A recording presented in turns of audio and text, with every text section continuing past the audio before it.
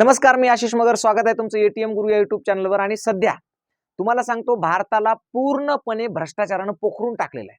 इतका भयानक भ्रष्टाचार आहे, इतका भयानक भ्रष्टाचार आहे की कोणतीही भरती आता भ्रष्टाचाराशिवाय होत नाही, कोणत्याही परीक्षा आता भ्रष्टाचाराशिवाय होत नाही, कोणतंच काम जगातलं भ्रष्टाचाराशिवाय होत नाही. आणि भारतातलं त्यातल्या त्यात आज पूल होतो, उद्या पडतो. आज रोड होतो, उद्या त्याच्यावर खड्डे पडतात. कधी कधी तर रोड आणि पूल होतच नाहीत, फक्त पैसे उचलून खाल्ल्या जातात. आता याच रांगेमध्ये आणखी काही गोष्टी यायला लागल्यात, ते म्हणजे शिक्षण विभाग. शिक्षण विभागामध्ये त्यातल्या त्यात परीक्षा विभागामध्ये इतके घोटाळे आहेत, इतके घोटाळे आहेत. नुकताच एक आपला घोटाळा सुरू झाला आता मागच्या याच्यामध्ये, की पोलीस भरतीमध्ये एका ठिकाणच्या एकाच माणसाच्या पुस्तकातले, म्हणजे एक पुस्तक होतं पोलीस भरतीसाठीचं, त्या पुस्तकातले 100 पैकी 70 प्रश्न एकाच पुस्तकातले आले. ती व्यक्ती कोण? ज्याचं ते पुस्तक आहे तेच तिथं त्या भरतीमध्ये महत्वाचा रोल, म्हणजे त्याची भूमिका होती, असा माणूस. म्हणजे एकंदरीत काय आहे सध्या, तर जिसकी लाठी उसकी भैंस असा कार्यक्रम आहे. ज्याच्या हातात सत्ता, ज्याच्या हातामध्ये पॉवर, तो सगळ्या याचं काय करणार, तर व्यवस्थेचं शोषण करून घेणार आणि स्वतःचे घरं भरणार, अशी व्यवस्था आहे सध्या महाराष्ट्रामध्ये. आपल्या लेकरांना किंवा भारतामध्ये लेकरांचं भविष्य सुकर व्हावं म्हणून आई वडील रक्ताचं पाणी करतात. अक्षरशः रात्रंदिवस शेतात जिथं मिळेल तिथं काम करतात, कष्ट करतात, काबाड कष्ट करतात आणि आपल्या घामाच्या पैशानं लेकराबाळांची फीस भरतात, त्यांना 11वी-12वीला चांगलं शिक्षण देतात, ट्युशन लावतात, क्लास लावतात.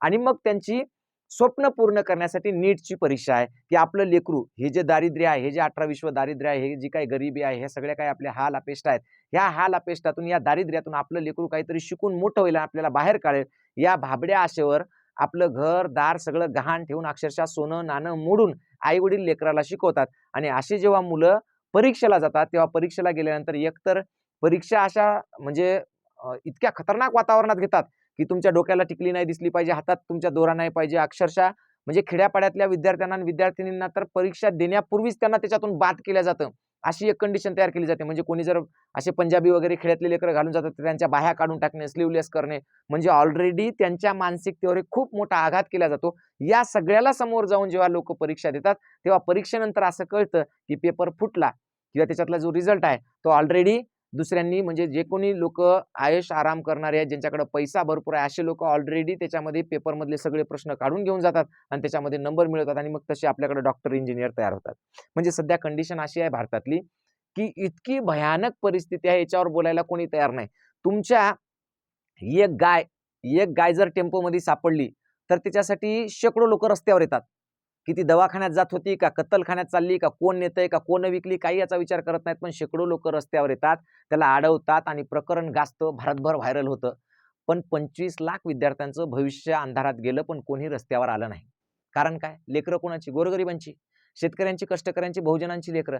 त्यांच्यासाठी कोण रोडवर येणार आहे की नाही? याच्यामध्ये जर एखादं प्रकरण असं असलं असतं की नीटच्या परीक्षेला जाताना एखाद्या विद्यार्थीला एखाद्या दुसऱ्या जातीचा, दुसऱ्या धर्माचा कोणतरी बोलला, मग मात्र भारतभर आंदोलन झाले असते. पण हे आंदोलन होणार नाही, कारण इथं काय, लेकरांच्या भविष्याशी खेळ होतोय, आहे की नाही? मग लेकरांच्या भविष्यावर आपल्याला काय करायचं का नाही? आपल्याला तर उलट असंच पाहिजे की हे लेकरं रिकामे राहिले पाहिजे, हे लेकरांच्या परीक्षेमध्ये याच्यामध्ये अडथळे आले पाहिजे, श्रीमंतांचे लेकरं पैसे देऊन त्याच्या जागेवर डॉक्टर इंजिनियर झाले पाहिजे, गोरगरिबांचे नुसते परीक्षा देऊ देऊ मेले पाहिजे, म्हणजे उरले की मग आपल्याला नारे द्यायला, हातात झेंडे घ्यायला ते लेकरं सापडतील. अशी सध्या कंडिशन आहे. प्रकरण पहा काय आहे, तर नीटची परीक्षा आता रद्द केली. का रद्द केली? पहा, समजून घ्या. 22 लाखाहून अधिक विद्यार्थी परीक्षेला बसलेले होते. याच्यामध्ये 3 महत्वाचे माणसं आहेत, ज्यांनी काय केलं, हा पेपर फोडला. आणि ते 3 कोण आहेत ते पण सांगणार आहे मी तुम्हाला. हे 3 माणसं कोण आहेत, ज्यांनी हा पेपर फोडलेला आहे किंवा या पेपर मधले प्रश्न फोडून ते इतरांना विकलेले आहेत आणि करोडो रुपये त्यांनी तर कमवलेच. पण त्यांच्यासोबत हे कोण कोण आहेत ते सगळं मी तुम्हाला सांगणार आहे. जवळपास 15 जणांना आतापर्यंत ताब्यात घेतलेला आहे. याच्यामध्ये मेन मास्टर माइंड कोण असतील, काय नाही, ते सगळं सांगतो तुम्हाला. तर याच्यामध्ये सगळ्यात प्रमुख कोण आहे, तर मनीष यादव नावाचा व्यक्ती आहे, जो राजस्थानचा आहे. मनीष यादव जयपूर राजस्थानचा आहे. त्याला मुख्य मास्टर माइंड म्हटलेले, कोऑर्डिनेटर. आता मला सांगा, यांनी सगळं कांड केलं, म्हणजे यांनी पेपर कसा फोडायचा ते फोडला. त्याच्यानंतर महाराष्ट्रामधला शुभम खैरनार आहे, नाशिकचा. आणि त्याच्यानंतर तिसरं नाव याच्यात आहे राकेश मंदाडवारिया. मंडावारिया, राकेश मंडावारिया. आणि चौथं नाव याच्यात आहे अविनाश लांबा. म्हणजे हे 3-4 महत्वाचे नाव आहेत आणि यांनी सगळं मिळून कांड केलंय. पण सगळ्यात महत्वाची गोष्ट, नीट जी संस्था घेते, त्या संस्थेतून पेपर फुटतो कसा, जरी एखादा मुख्य असेल कोणी, त्याच्यापर्यंत ते पेपर जातो कसा, तो पेपर फुटतो कसा, ज्याच्यावर या भारताचं भविष्य अवलंबून आहे. पहा, काय असतं माहितीये का, की जर समजा हे 22 लाख विद्यार्थी परीक्षा देणे यांच्या आईवडिलाचं स्वप्न, ह्या सगळ्या गोष्टी पुढच्या राहिल्या, पण जर समजा हे उघडकीस आलं नसतं आणि याच्यातून जर ज्यांचा अभ्यास नाही, जे हुशार नाहीत, अशी मुलं जर MBBS ला गेली असती, तर उद्या त्यांच्या हातून जी काही सेवा घडणार होती देशाची, त्यांच्या हातून जे काही पेशंट तपासले जाणार होते, त्यांच्या आयुष्याचं काय झालं असतं. म्हणजे हे एक प्रकारे लोकांच्या जीवाशी खेळण्यासारखं आहे. आताच नाही तर भविष्यात सुद्धा, म्हणजे इतक्या बिकट परिस्थितीला हे सगळं येऊन ठेपलेलं आहे. आज काय केलं तर त्या संस्थेनं असं सांगितलं, ठीक आहे नीट परीक्षा रद्द. पण ती रद्द तुम्ही ज्या तडफेने केली, एका सेकंदात तुम्ही परीक्षा रद्द म्हणून घोषणा केली, पुन्हा होईल म्हणून जितकं सहजतेने तुम्ही सांगितलं, तितकं सहजतेने ही परीक्षा पुन्हा देणं लेकरांना शक्य आहे का? पुन्हा त्यांना एवढा अभ्यास करणं शक्य आहे का? त्यांच्या आई-वडिलांनी केलेले कष्ट यांनी परत येणार आहे का? त्यांच्या आई-वडिलांनी भोगलेलं दारिद्र्य, त्यांनी भोगलेलं उपास, तापास हे सगळं यांनी पुन्हा परत येणार आहे का? म्हणून अशा गोष्टींसाठी आपण लढलं पाहिजे. ज्या गोष्टीची काही गरज नाही, ज्या गोष्टींनी देश चालत नाही, ज्या गोष्टींनी गोरगरिबांची स्वप्न पूर्ण होत नाहीत, अशा गोष्टींसाठी आपण रस्त्यावर उतरतो, लढतो, भांडतो, केवळ राजकीय हेतूसाठी किंवा राजकीय द्वेषापोटी आपण काहीतरी बोलतो, करतो. पण जिथं 22 लाख मुलांच्या भविष्याचा प्रश्न येतो, जिथं 22 लाख कुटुंबाच्या स्वप्नांचा प्रश्न येतो, तिथं मात्र आपण भांडत नाही, त्याच्यावर बोलत नाही, काहीच नाही, काही चर्चा नाही, कोणी रस्त्यावर नाही, काही नाही. मग असे हे प्रश्न आहे. जवळपास 400 कोटी रुपयाची फीस जमा केली त्यांनी, 400 कोटी रुपयाची, आणि आता असं सांगतात की या परीक्षेला आता पैसे लागणार नाहीत, आम्ही डायरेक्ट पुन्हा फीस भरायची गरज नाही. अरे पण तुम्ही याच्या आधी गोळा केली ना तेवढी फीस, तुमचं काम आहे ते कंडक्ट करणं, आणि हे सगळं कोणाच्या अखत्यारीतून चालतं, तर हे सगळं शासनाच्या. मग शासन काय झोपा काढते का? तुम्हाला जर समजा पेपर घेता येत नसेल, या भारतात, या देशामधला एक पेपर जर तुम्हाला घेता येत नसेल बिना फुटीचा, बिना लीक होण्याचा, तर भारतीय सुरक्षा असेल किंवा मग बॉर्डरची सुरक्षा असेल, बाकी सगळ्या गोष्टी ज्या आहेत, म्हणजे पुलवामामध्ये जो अटॅक झाला, 40 जवानांचा जीव गेला, त्याला कोण जबाबदार होतं मग, है की नाही? अहो साधं 10 रुपयाचं डायपर घेतलं तर ते सुद्धा लीक होत नाही. म्हणजे होते का लीक? होत नाही. 5 रुपयामध्ये काही वस्तू लोक वापरतात की ज्याच्यामुळे भविष्यामध्ये लेकरं बाळ होऊ नये म्हणून, ते सुद्धा लीक होत नाही कधी 5 रुपयाचं. पण तुमचे पेपर लीक होतात, ज्याच्यामध्ये 22, 25 लाख लोक परीक्षा देतात आणि त्याचे पेपर्स लीक होतात. लाज वाटायला पाहिजे. जर हे पेपरमध्ये एवढ्या भानगडी असतील, तर बाकीच्या इथल्या व्यवस्थेमध्ये किती भानगडी असतील. त्या व्यवस्थेचं काय करायचं? सर्वसामान्य लोकांसाठी कोणीही बोलायला तयार नसतं, पण आपण बोललं पाहिजे, रस्त्यावर उतरलं पाहिजे. आणि मी तर म्हणतो अशी जी लोक आहेत, जे याच्यामध्ये दोषी सापडतील, या सगळ्यांना फाशी दिली पाहिजे, फाशी. याच्यामध्ये जे कोणी असतील ते, आणि ज्या सरकारनं हे केलं त्या सरकारने सुद्धा याचं जबाबदारी स्वीकारली पाहिजे, की हो आम्ही नाकाम ठरलो, आम्ही अयशस्वी ठरलो, आम्ही नाकर्ते आहोत, आम्हाला लाज वाटते की आम्ही 25 लाख मुलांच्या स्वप्नांना धुळीस मिळवलं, म्हणून सरकारनं राजीनामा द्यायला पाहिजे. खरं म्हणजे तर इतकं बेकार आणि भयानक परिस्थिती या भारताची आहे. तुम्ही पाहिलं असेल गेल्या वर्षी सुद्धा पेपर फुटले, म्हणजे मागच्या 7-8 वर्षात दरवर्षी नीटचे पेपर लीक होतात. कसं काय लीक होतात हो? दरवर्षी पेपर लीक होणं हे शोभतं का या देशामध्ये? जिथली मुलं रात्रंदिवस कष्ट करतात, अशा देशामध्ये दररोज कोणताही पेपर व्हा, पोलीस भरतीचा घ्या, तलाठी भरतीचा घ्या, कोणतीही परीक्षा घ्या तुम्ही, सगळ्यांचे पेपर लीक होतात. सगळीकडे नुसते पैसेवाल्यांचे लेकरं लागतात, गोरगरिबांचे मात्र तसेच राहतात, फक्त कष्ट करतात, अभ्यास करतात, त्यांच्या श्रमाला, त्यांच्या घामाला कोणतीच इथं किंमत नाही, कवडीची सुद्धा किंमत नाही. अशा अत्यंत वाईट आणि बिकट परिस्थितीमध्ये हा देश गेलेला आहे. याच्यावर कोणीही चर्चा करायला तयार नाही. म्हणून हे सगळं अत्यंत लाजिरवाणं आहे. बघा काय सांगितलं त्यांनी, पेपर फुटीच्या आरोपानंतर सीबीआय चौकशीचे आदेश आणि फेरपरीक्षा रद्द. फुटते कसा पेपर? रद्द झाली म्हणजे काय झालं? ज्या मुलांनी अभ्यास केला होता, ज्यांचे पेपर चांगले गेले, जे स्वतःच्या कर्तृत्वानं डॉक्टर होणार होते, त्यांची मानसिकता काय झाली असेल आज? की ज्यांना माहित होतं की आता आपल्याला म्हणजे आपण 100% MBBS ला लागणार आहोत, ज्यांनी घरी आल्यानंतर आईवडिलांना सांगितलं की बाबा 100%, आई 100% तुमच्या कष्टाला फळ मिळालं, तुम्ही जे रात्रंदिवस कष्ट केले, तुम्ही जे दारिद्र्यात दिवस काढले, तुम्ही जे अर्धपोटी राहून मला शिकवलं, त्याच्यामध्ये मला चांगले मार्क आले, मी डॉक्टर होणार.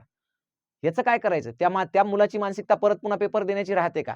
परत पुन्हा तो एवढा चांगला परफॉर्मन्स करू शकतो का? कारण त्या 1-2 तासावर त्याचं आयुष्य डिपेंड आहे. एकदा जर त्या 2 तासात समजा एकदम चांगला पेपर गेलेला आहे मुलगा, त्या दिवशी नेमकं त्याचं पेपरमध्ये पोट दुखलं, चक्कर आली, काही झालं, त्याचं तर आयुष्य बरबाद झालं ना. मग याला जबाबदार कोण आहे? याची जबाबदारी कोण घेणार आहे? म्हणजे इतका लाजिरवाणेपणा आहे हा, की बोलताना सुद्धा लाज वाटते, की तुम्ही सांगता की पेपर रद्द झाला. अरे हे काय एखाद्या हॉटेलला जायचं, पार्टीचं, पिक्चरचं आहे का एखाद्या, की जाऊ दे पिक्चरला जाता जाता कॅन्सल झालं, उद्या जाऊ पिक्चरला. जेवायला जायचं होतं आज पण कॅन्सल करू, आज सोमवार आहे, जमत नाही बाहेरचं खायला, मंगळवारी जाऊ. असं नाही, ते पेपर आहे, ते वर्षभर 2 वर्षापासून त्या लेकरांनी अभ्यास केलाय. लहानपणापासून 4थी 5वी पासून त्या लेकराच्या मायबापांनी स्वप्न पाहिले की माझा मुलगा डॉक्टर होणार आहे म्हणून, आणि ते स्वप्न तुम्ही असं एका सेकंदात धुळीत मिळवता. ती स्वप्न तुम्ही विकता लोकांना. लोकांची स्वप्न, गोरगरिबांची स्वप्न लोकांना विकता तुम्ही 10 लाखात, 15 लाखात. लाज वाटली पाहिजे तुम्हाला. परीक्षा रद्द, सीबीआयची चौकशी, विद्यार्थ्यांच्या भविष्याचं काय नाही, आणि याच्यापुढे पेपर फुटी होणार नाही, याच्यासाठी काय करणार तुम्ही? हा, तुमचा एक पूल आज बांधता उद्या पडतो, हरकत नाही, पैसा जातोय फक्त, पण इथं लेकरांचं आयुष्य गेलंय ना, त्यांचं स्वप्न गेलंय, त्याचं काय पुढे, आहे की नाही? असं तुमच्या लेकरांवर अशी वेळ येऊ नये म्हणून तुम्ही सगळ्यांनी, आज जरी तुमची लेकरं 11वी 12वी नसली तर याचा आपण जाहीरपणे निषेध केला पाहिजे आणि ह्या सगळ्या गोष्टी पुन्हा होऊ नये म्हणून याच्यासाठी आपण कायम या संस्थांच्या, या सरकारच्या विरोधात आपण ठामपणे उभं राहिलं पाहिजे, एकमेकांना साथ केली पाहिजे, साथ दिली पाहिजे आणि अन्यायाच्या विरोधात आपण लढलं पाहिजे असं मी सांगतो. त्याचबरोबर हे सगळं सांगत असताना आणखी एक महत्त्वाची गोष्ट सांगतो तुम्हाला मी, की जाऊ द्या, हे सोडून द्या आता, याचा विषय संपला, त्याच्यावर बोललो आपण. आपलं एटीएम गुरु एज्युकेशन नावाचं ॲप आहे. या ॲपमध्ये 3री पासून तर पार 8वी पर्यंतच्या सगळ्या बॅचेसची आपण तयारी घेतो ऑनलाईन कोचिंगद्वारे. मंथन, श्रेया, त्याच्यानंतर स्कॉलरशिप BDS असेल, नवोदय सैनिकी असेल, 6वी होमी बाबा BDS असेल, 7वी स्कॉलरशिप असेल, 8वी NMMS नवोदय असेल, ह्या सगळ्या बॅचेसची तयारी घेतो. ह्या सगळ्या बॅचेसची तयारी जर तुम्हाला वर्षभरासाठी जर बॅच लावायची असेल तर अत्यंत कमीत कमी फीसमध्ये आहे, पण तरी सुद्धा वर्षभराची बॅच करण्यापूर्वी डेमो बॅच आहे फक्त 11 रुपयामध्ये. ह्या सगळ्या बॅचेस तुम्ही एटीएम गुरु एज्युकेशन हे ॲप डाउनलोड करा, त्याच्यातून डेमो बॅच जॉईन करा आणि फक्त 11 रुपयामध्ये एक 15 ते 20 दिवस तुम्ही लाईव्ह क्लास करून बघा. जर तुम्हाला आवडलं तर पुढे कंटिन्यू करा, नाहीतर करू नका. कारण कसं आहे माहिती आहे का, सध्या ऑनलाईनचा जमाना आहे, हजारो ॲड येत आहेत, रोज नवीन क्लासेस येत आहेत, ते रोज नवीन काहीतरी ऑफर देत आहेत, काहीतरी सांगतायत, मग तिथं जाऊन पालकांची फसवणूक होते, विद्यार्थ्यांची फसवणूक होते. पण आपलं तसं नाही. एटीएम गुरु एज्युकेशन या क्लासेसचं एक ब्रीद वाक्य आहे की पैसा हा विद्यार्थ्यांच्या शिक्षणातील अडथळा ठरू नये, म्हणजे कमीत कमी फीसमध्ये दर्जेदार शिक्षण मिळावा हा आपला उद्देश आहे. तर या उद्देशासाठी परत एकदा सांगतो की जर तुम्हाला हे आमचं शिकवणं आवडलं, आमची टीम आवडली तरच बॅच घ्या, नाही तर बिलकुल जबरदस्ती नाही. फक्त एकदा येऊन एटीएम गुरु एज्युकेशनला भेट द्या आणि एकदा डेमो बॅच करून पहा. धन्यवाद.